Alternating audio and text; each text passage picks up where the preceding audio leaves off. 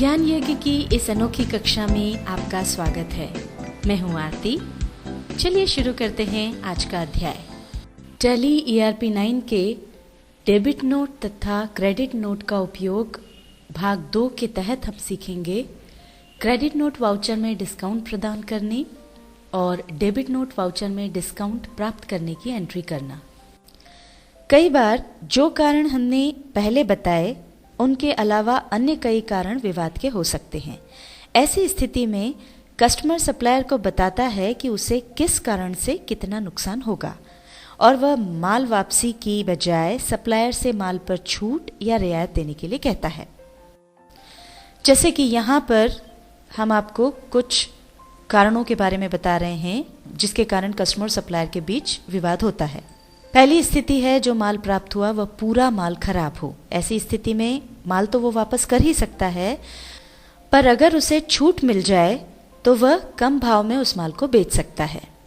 इसी तरह से जो माल प्राप्त हुआ उसमें से अगर कुछ माल खराब हो तो जितना माल खराब है उसे वो वापस तो कर ही सकता है, पर उसके लिए अगर उसको छूट मिल जाती है तो उसे भी वो कम दामों में बेच सकता है। तीसरी स्थिति यह है कि जो माल प्राप्त हुआ वह अलग अलग क्वालिटी का हो, जबकि ग्राहक ने एक ही क्वालिटी का ऑर्डर दिया हो। यानी उसके यहाँ वो जो अलग अलग क्वालिटी आई है वो बिकती नहीं है, पर उसे विश्वास है कि अगर उसे छूट मिल जाती है तो कम दामों पर वह उन्हें आसानी से बेच सकता है।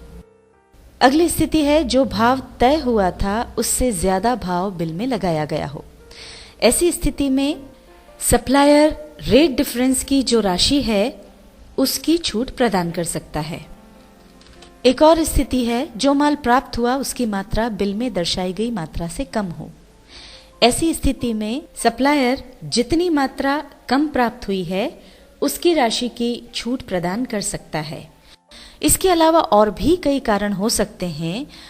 विवाद की हर स्थिति में दो चीजें हो सकती हैं, या तो जो भी नुकसान हो रहा है उसके लिए छूट मिल जाए जिससे कि नुकसान ना हो, और या फिर माल को वापस कर दिया जाए।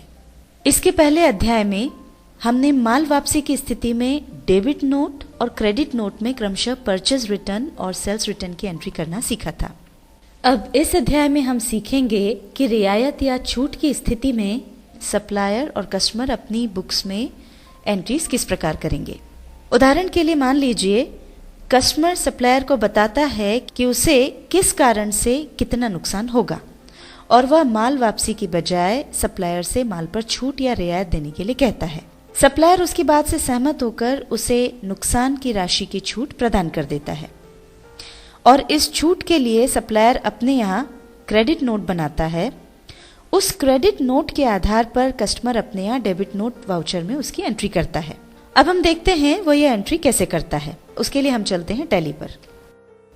ये यहाँ पर हम customer best retail shop company में हैं। उसने सुपर होलसेल ट्रेडर्स से 100 किलो चावल खरीदे थे और जो बिल आया उसके मुताबिक उसने यहाँ पर ये एंट्री कर ली।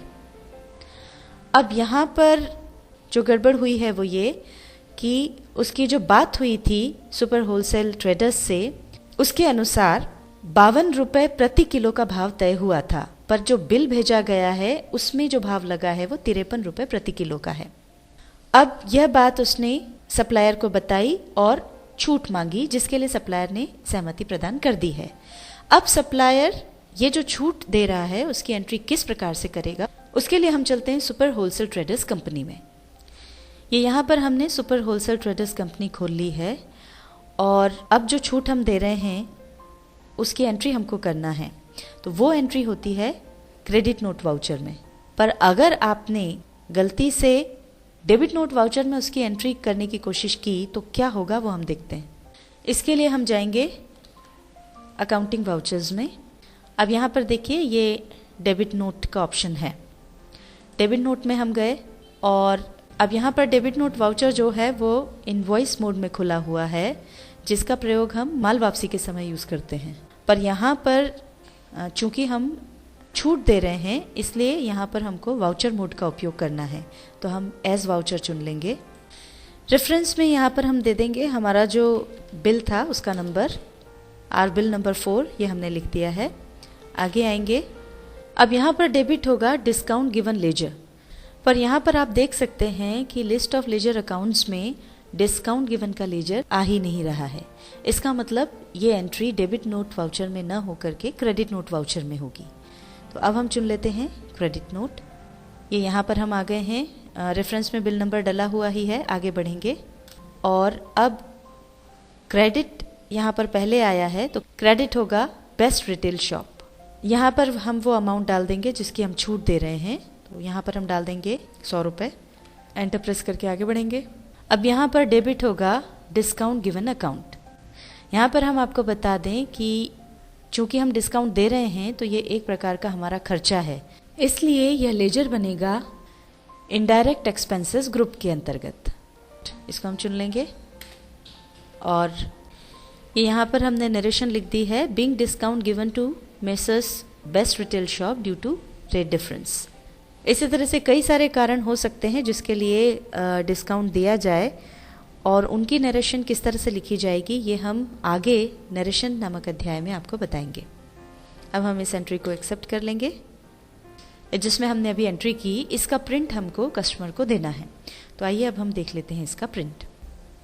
ये उस क्रेडिट नोट का प्रिंट प्रीव्यू है जिसमें ये सारी चीज़ें, रेफरेंस नंबर, डेट और ये सब कुछ आ गया है, और किस कारण से छूट दी जा रही है वो जो नरेशन हमने लिखी थी वो भी यहाँ पर आ गई है।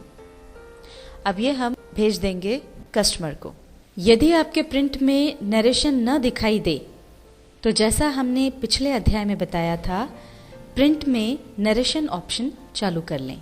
अब हम देखते हैं पार्टी का लेजर, जिससे हमको पता चल जाएगा कि छूट देने के बाद उससे हमको कितने पैसे लेना है। ये हम कस्टमर बेस्ट रिटेल शॉप के लेजर में आ गए हैं।